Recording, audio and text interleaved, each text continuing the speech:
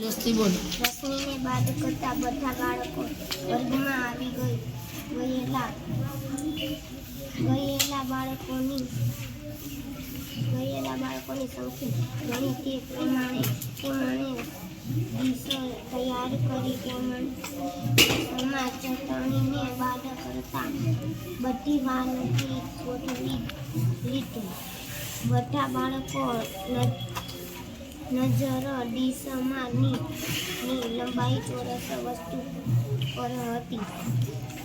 એને કારણે મોટામાં આવતું ઉમેરતા જઈ બધાને એક ડીશ આપી.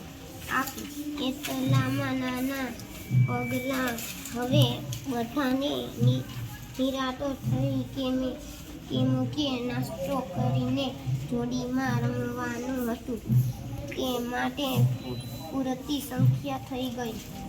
ચાલુ જો નાના નાના 2 વાર છે તે 1 વાર વાંચ્યું.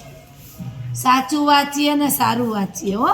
હજુ વાંચનની પ્રક્રિયા ચાલુ રાખજો. સરસ. ચાલો ભાઈ 3 તાળી પડી જાય આનંદ માટે.